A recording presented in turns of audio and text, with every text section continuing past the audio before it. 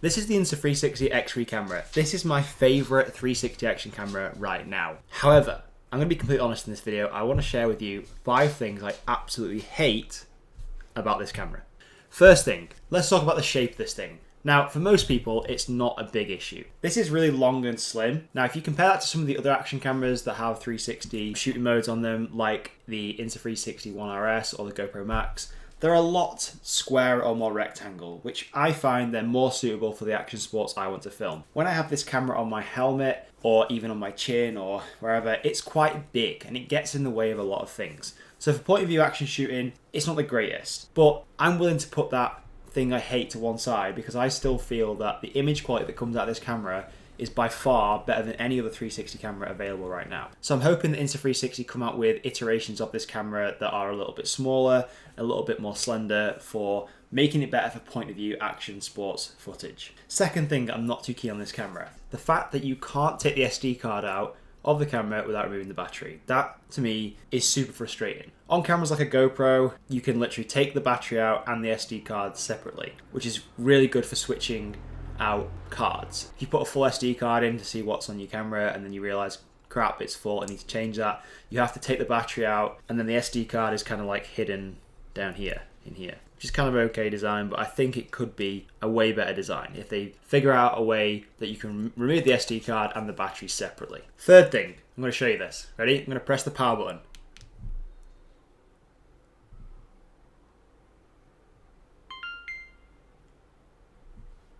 That's how long it takes to go from turning on and ready to capture video footage. When you're in situations where you need a camera to turn on fast, you don't want to miss the action, this isn't the best camera for that. So you have to be prepared, you have to be ready. In Insta360's defense, they do have a thing in here where you can record previous video clips and it will actually save them in intervals. You can almost like keep your camera on, it records whatever is behind and you can save that. So you can kind of like capture things that way. But if you're in a scenario where you're like, crap, I need to turn my camera on fast, this isn't the fastest camera to turn on. As you just saw there, and it took a good 6 or 7 seconds from me pressing the button to actually being ready to click record and shoot. Next thing, audio quality. Now we have to talk about this.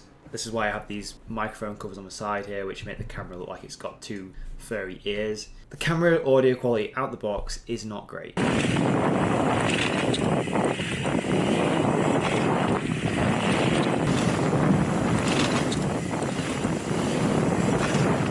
If you get a GoPro Max, another 360 camera, competitor to this, it is considerably better out of the box. Oh, tire muncher that one. Oh, yo, sick line.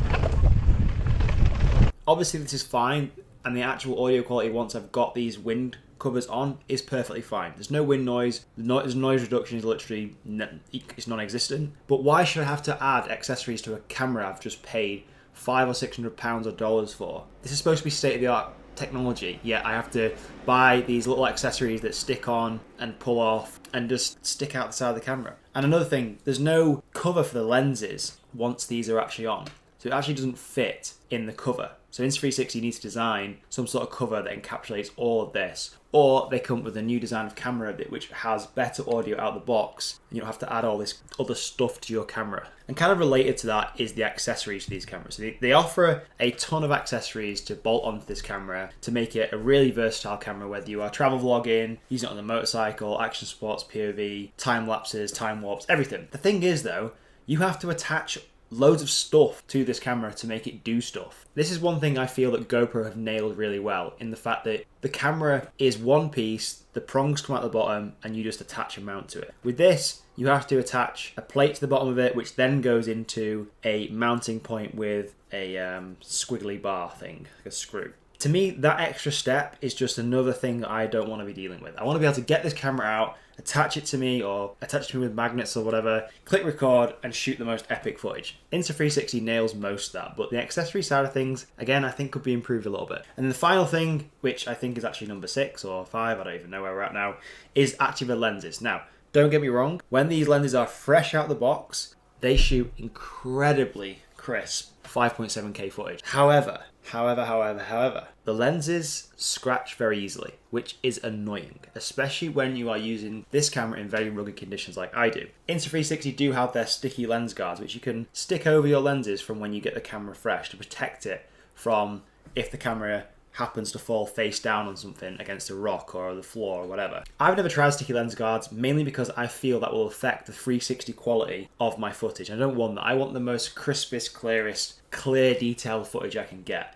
And to do that, I know I have to shoot without anything on the lenses and they're crystal clear. You can even see a little scratch on this lens here. I don't know if you can see that. And that, for me, is noticeable. For most viewers, it won't be noticeable. But for me, when I'm editing this, it really bugs me and frustrates me. And because this camera is all still just one unit, if you scratch the lens, you can't replace it right now. You have to buy a new camera or get it fixed somehow. There's no way to buy a replacement lens for the Insta360 X3. So that's frustrating. I'm hoping that Insta360 come up with a future iteration of this camera, maybe the X4, who knows, which is way more durable than this one, can deliver just as good footage as this can or even better, is a better shape, so it can be used better for action sports footage and isn't as cumbersome for shooting point of view videos or anything like that. And they make it a little bit more user-friendly in the fact that you can put the SD card in and take the battery out separately, and the accessories work better with the camera rather than having to bolt loads of things onto a camera. I don't like having to do that. You buy an action camera because you literally want to pick it up, press record and shoot epic footage. You don't want to have to bolt all these things on, otherwise you could just literally buy a huge chunky DSLR camera, and that's not the reason you got this.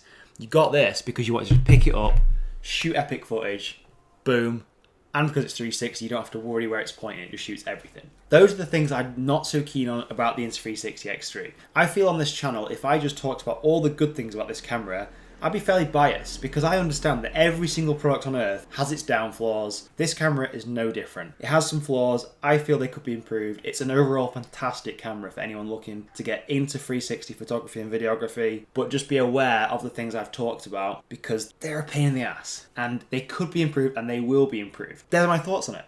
My honest thoughts, feedback. Let me know in the comments what you think. Have you got an Insta360 X3 camera? Are you thinking of getting one? If you are thinking of getting one, use the link in the description below. It's my special affiliate link. I get a little bit of a kickback and it also helps grow this channel. Hope you enjoyed the video and we will see you in the next video.